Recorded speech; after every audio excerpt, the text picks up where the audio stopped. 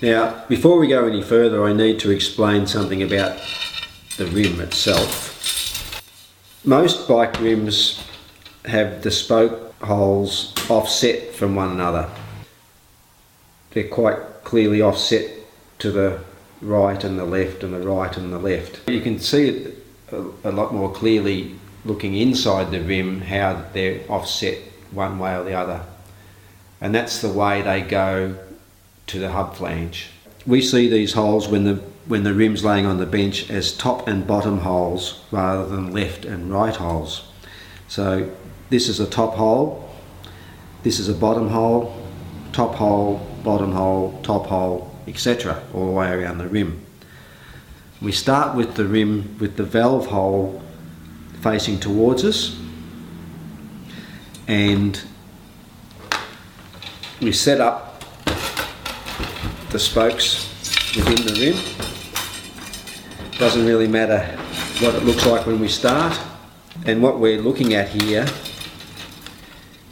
is, it just looks like a maze of spokes that is actually quite orderly. What we're looking at here is a top flange and a bottom flange, and each have spokes in them which are divided into two groups. There's heads up spokes like this one and heads down spokes like this one. On the bottom flange, the same. Half the spokes are heads up, half the spokes are heads down. On the rim we've got top holes and bottom holes. The top holes will receive spokes from the top flange. The bottom holes will receive spokes from the bottom flange. We'll do one flange at a time. So first of all we're going to do the top flange spokes into the top holes, which is every second hole on the rim. Then we'll turn the wheel over and do the bottom flange. The first spoke is a heads up spoke, and it comes from the right hand side of the hub flange as we look at it. We're going to insert a nipple, and we're starting with this spoke here from the right hand side, a heads up spoke, and it goes into the first top hole to the right of the valve hole.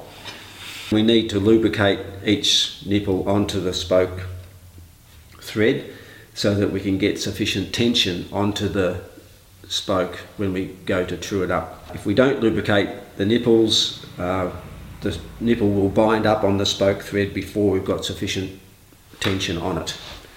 So all I use is any chain lube or any sort of oil, doesn't really matter, and the way I do it is I have something really technical like a Vegemite jar lid, and what we're going to do, we have a special nipple driver which expands and contracts to grip the slot in the spoke nipple. So we open it and close it, and it actually holds the nipple like that.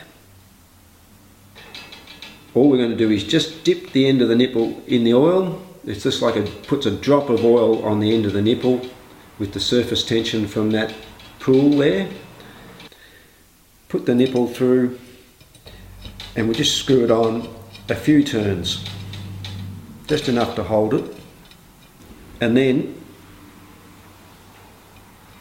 the next spoke around to the right, you select that one, it's a heads up spoke, and we leave one top hole and go to the next one. And this won't become obvious why we're doing this until we've done a few more spokes. So I'm putting another nipple on the nipple driver, dipping it in the oil, just enough to put a drop on it, a few threads on, and that's that.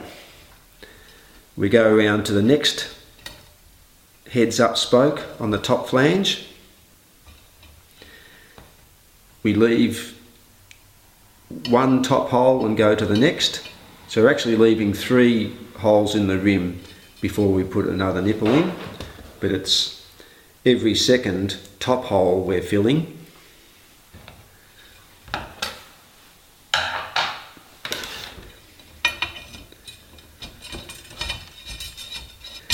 Now,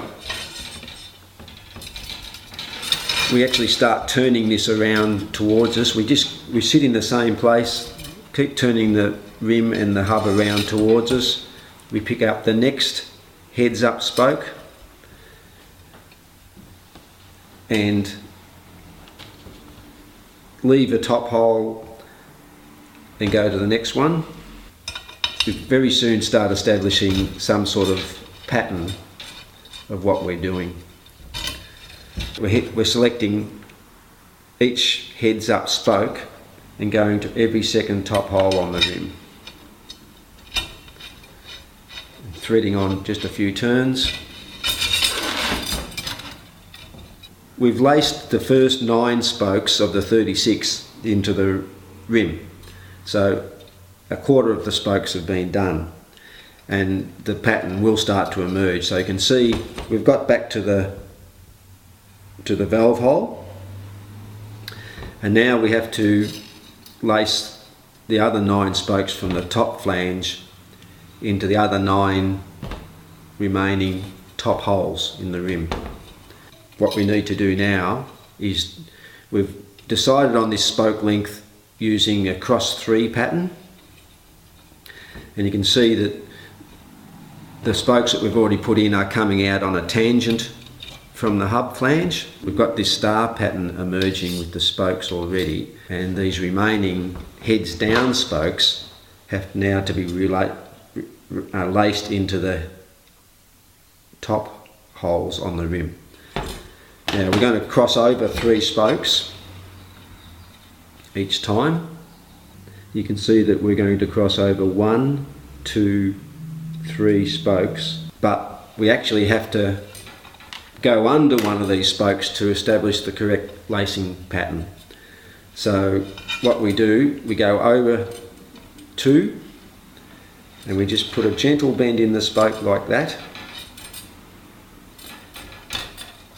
under 1, over 2, under 1, and then to the rim.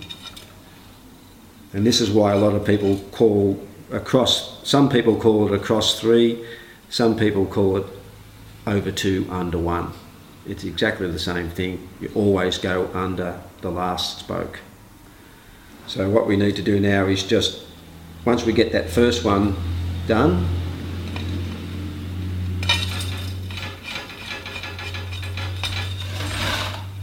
that starts to hold the whole wheel in place.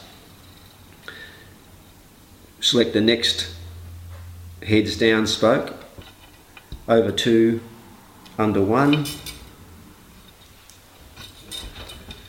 and so it goes. We're nearly back to the valve hole again. This is the last spoke of the heads down ones.